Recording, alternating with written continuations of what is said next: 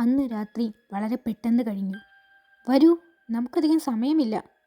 കുരിശുമാലകൾ ഇട്ട ഞാൻ തന്നെ ആദ്യം ഇറങ്ങാം. ധൈര്യമായി വരൂ. പകൽ സമയത്ത് അവന് നമ്മെ ഒന്നും ചെയ്യാനാവില്ല. നിങ്ങൾ അവിടെ നോക്കൂ, ഞാൻ ഇവിടെ തിരയാം. ശരി ഹെൻറി, നീ ഇനി ഞങ്ങളെ ശല്യപ്പെടുത്തില്ല, ഒരിക്കലും. ആ പെട്ടി ഇവിടെയും കാണുന്നില്ലല്ലോ. അതെ, ശരിക്കും നോക്കൂ, ഇവിടെ തന്നെയാണ് അതുള്ളത്. ഇല്ല, ഇവിടെ തിരയാൻ അധികം സ്ഥലമൊന്നുമില്ലല്ലോ. എത്ര നേരമായി നമ്മൾ തിരയുന്നു, ഒരു ഫലവുമില്ല. ഇതിലെന്തോ കള്ളക്കളിയുണ്ട്. ആ പെട്ടിയിലെ മണ്ണിലല്ലാതെ അവൻ ഉറങ്ങാനാവില്ല. അവൻ ഇന്നലെയും ഈ കപ്പലിലുണ്ടായിരുന്നു. അതിനർത്ഥം... ഹെൻറി, എന്താണ് ഈ പറയുന്നത്? അതെ, നമ്മൾ കാണാത്ത ഒരു രഹസ്യ അറ ഇവിടെ എവിടെയോ ഉണ്ട്. എന്ത്? ശരിയായിരിക്കും, അവൻ അതീവ ബുദ്ധിശാലിയാണ്. വെറുതെ അങ്ങ് തോറ്റു തരില്ല. വരൂ, തറയിൽ തട്ടി നോക്കൂ, ശബ്ദവ്യത്യാസം തിരിച്ചറിയാം. ക്യാപ്റ്റൻ, ഓടി വരൂ, ഇതിനിടയിൽ എന്തോ ഉണ്ട്. അതെ, ഇതൊരു രഹസ്യവാതിൽ തന്നെ. ഹെൻറി, പകലായിരിക്കാം, പക്ഷെ അടിയിൽ കിടക്കുന്ന ഡ്രാക്കുളയാണ്, സൂക്ഷിക്കണം. ഇത് തുറക്കാനാവുന്നില്ലല്ലോ. വഴിയുണ്ട്, ഇതുകൊണ്ട് വെട്ടിപ്പൊളിക്കാം. മാറി നിൽക്കൂ. കൊള്ളാം, ഒന്നുകൂടി. ഇനി പിടിക്കൂ. ശരി. ഹോ, നമ്മുടെ യൂഹം ശരിയായി. ഇവിടെയാണ് അവൻ സുഖമായി ഉറങ്ങിയിരുന്നത്. ഹെൻറി, പറയൂ, ഇനി നമ്മൾ എന്തു ചെയ്യണം? ഇനി ഒട്ടും താമസിക്കേണ്ട ക്യാപ്റ്റൻ. ഈ പെട്ടി ഉടനടി നമ്മൾ പുറത്തെടുത്ത് കടലിലെറിയണം. എന്താണ് ശബ്ദം? ഇടി മുഴങ്ങും പോലെ. വരൂ, എന്താണെന്ന് നോക്കാം. നോക്കൂ, ഇടി തകർക്കുകയാണ്. മഴയും തുടങ്ങിക്കഴിഞ്ഞു. ഇനി ഒട്ടും വൈകാനില്ല. എത്രയും പെട്ടെന്ന് പെട്ടി കടലിലെറിയണം, അല്ലെങ്കിൽ അവൻ എന്തെങ്കിലും ചതിവ് കാട്ടും. നല്ല ഭാരം. വേഗം വേഗം. ഹോ, അങ്ങനെ ആ ശാപം നമ്മെ വിട്ടുപോയി. അതെ അതെ, ഇനി എങ്ങനെയെങ്കിലും കര പറ്റണം. എനിക്ക് തോന്നുന്നത് കാലാവസ്ഥ അനുകൂലമാണെങ്കിൽ 2 ദിവസത്തിനകം നമുക്ക് അമേരിക്കയിൽ എത്താമെന്നാണ്. നോക്കൂ, ഇപ്പോൾ ഈ കപ്പൽ നിയന്ത്രിക്കാനാവുന്നുണ്ട്. ഞാൻ പറഞ്ഞില്ലേ, നമ്മൾ എന്നേക്കുമായി ആ പിശാചിൽ നിന്ന് രക്ഷപ്പെട്ടു. നോക്കൂ, രാത്രിയാകുന്നു. കുറേ ദിവസങ്ങൾക്കിടയിൽ ആദ്യമായാണ് രാത്രിയാകുമ്പോൾ ഭയം തോന്നാത്തത്.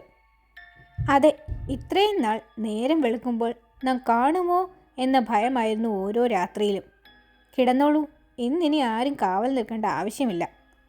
എന്തായാലും ഞാൻ ഡയറി എഴുതിയിട്ടേ കിടക്കുന്നുള്ളൂ. ജീവിതത്തിലെ ഏറ്റവും പ്രധാനപ്പെട്ട ദിവസമല്ലേ കടന്നുപോയത്. ശരി ക്യാപ്റ്റൻ, ഞാൻ ഇതൊന്ന് ആഘോഷിക്കാൻ പോകുന്നു. നിനക്കിത് എവിടെ നിന്ന് കിട്ടി? കപ്പലിൽ നിന്ന് കിട്ടിയതാണ്. ആരെയും കാണിക്കാതെ ഒളിപ്പിച്ചു വെച്ചിരിക്കുകയായിരുന്നു. അനുവദിച്ചിരിക്കുന്നു. പാർക്കർ, ആഘോഷിച്ചോളൂ, ഞാൻ ഉറങ്ങുന്നു. Captain, captain. എന്താ ഹെൻറി, എന്തു പറ്റി? നമ്മുടെ പാർക്കറിനെ കാണാനില്ല. എന്ത്? പാർക്കർ, വരൂ, താഴെ കൂടി നോക്കാം. പാർക്കർ, പാർക്കർ, നീ എവിടെയാണ്? പാർക്കർ, പുറത്ത് വരൂ. ഇല്ല, അവൻ ഇവിടെയുമില്ല. വരൂ. ഹെൻറി, പാർക്കർ ഈ കപ്പലിലില്ലെന്ന് ഉറപ്പായി. അതെ, പക്ഷെ എങ്ങനെ? ആ ചെകുത്താൻ വീണ്ടും വന്നെന്നാണോ? ഇല്ല, അങ്ങനെ എനിക്ക് തോന്നുന്നില്ല. പാർക്കർ മദ്യപിച്ച് ബോധമില്ലാതെ കടലിൽ വീണതാവാനേ വഴിയുള്ളൂ.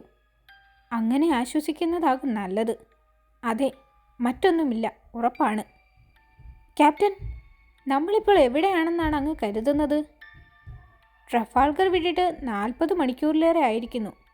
യാത്ര നല്ല രീതിയിലാണെങ്കിൽ കുറച്ച് മണിക്കൂറുകൾക്കകം നാം അമേരിക്കയുടെ ഏതെങ്കിലും തീരത്തെത്തും. ഇന്ന് രാത്രി കൂടി കഴിഞ്ഞാൽ രക്ഷപ്പെട്ടു. വീണ്ടും ഒരു രാത്രി കൂടി. അതെ, സുഖമായൊന്ന് ഉറങ്ങാൻ കഴിഞ്ഞെങ്കിൽ. അതെ, കാറ്റ് അനുകൂലമാണെങ്കിൽ പുലർച്ചെ നമ്മൾ തീരത്തെത്തും. കപ്പൽ ഇപ്പോൾ അനങ്ങുന്നില്ലല്ലോ. അതെ, നാം എവിടെയാണ്? നാം കരയിലെത്തി, അമേരിക്കയിൽ. ഹെൻറി, എനിക്കിത് വിശ്വസിക്കാനാവുന്നില്ല. നമ്മൾ കരയിലെത്തിയെന്നോ? എനിക്കും സന്തോഷം അടക്കാനാവുന്നില്ല. എനിക്ക് തിടുക്കമായി. വരൂ, നമുക്ക് പുറത്തിറങ്ങാം. പക്ഷെ ക്യാപ്റ്റൻ, ഇവിടെ എന്തോ കുഴപ്പമുണ്ടല്ലോ. അതെ, ആകെ ഒരു മാറ്റം. ഇവിടെയെങ്ങും ആരെയും കാണുന്നില്ല. ശരിയാണല്ലോ, സ്റ്റാച്യു ഓഫ് ലിബർട്ടിയുടെ മുന്നിൽ കാവൽക്കാർ പോലുമില്ലെന്നോ? അവിശ്വസനീയം. നോക്കൂ, പ്രതിമയ്ക്കെന്തോ മാറ്റമുണ്ടല്ലോ. ഏ, അയ്യോ, അത് ഡ്രാക്കുളയെ പോലെ ഉണ്ടല്ലോ. സത്യം,